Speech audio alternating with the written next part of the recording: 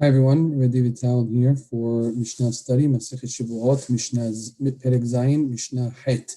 The final Mishnah discusses situations where the nitba, the one who is being accused, who would normally swear only b'ta'anat vadai, only in a situation where someone lodged a claim in the status of a vadai. He's certain or positive that the person wronged him.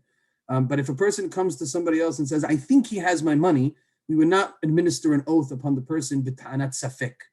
The Mishnah here comes to delineate cases where we would administer an oath upon the defendant, the nitba, even in situations where the toveya only gave a ta'anat shemeh, only in a maybe, not a ta'anat bari, or what we call ta'anat vadai, something for that he's positive about. Let's read the Mishnah. Ve'elu nishba'im shelo b'ta'anah.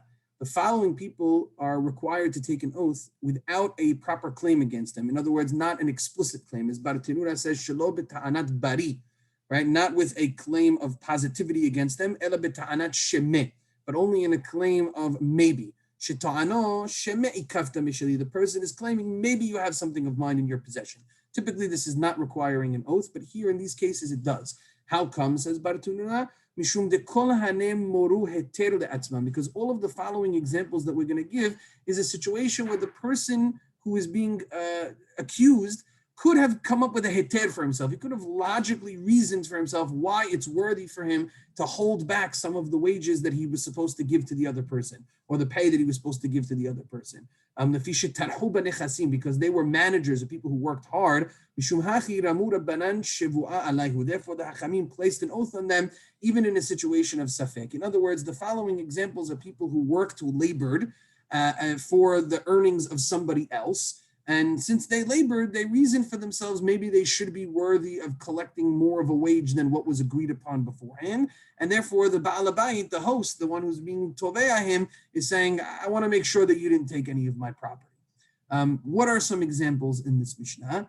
One is hashutafim, people who are partners. So for example, one person invests money, the other person does the labor, and they split. So they are partners in it. One's a silent partner, one's a working partner. The working partner thinks, hey, I'm doing all the work. I deserve to take a little bit more for myself. Ha'arisim, someone who's a sharecropper, someone who works the land and collects a percentage of the profits of that land. Again, he's the laborer, thinks he may be due for a larger percentage than was agreed upon originally. The apotropim, an apotropim or an apotropos is a steward, someone who is appointed to manage or take care of someone else's property and earn them profits from it. And again, he reasons for himself that since he's putting in the hard work, maybe he's due for more. It's worth noting over here, according to Barterura, a lot of times in apotropos, a steward is appointed for the property of orphans. Since they can't manage their own property, they're young, an apotropos is appointed. If such a case is appointed by the Beit Din, says Barterura, then an oath is required. But if the father was the one who appointed a apotropos, then no swear can be administered, even in a case of safek. Because the fact that the father appointed them is tama, he knows that he's trustworthy, he's not going to withhold anything from his children. The fourth example, ha'isha hanoset v'hanotenet betoch habayit, a woman who has been placed by her husband to handle business and conduct transactions within the home. In other words, Bartirura says, let's say a person owns a franchise of stores, and he says, my wife is going to manage one of those stores, or a store, or my store. And then the wife is putting in all of the efforts, and she might want to collect and take money that is really rightfully to her husband.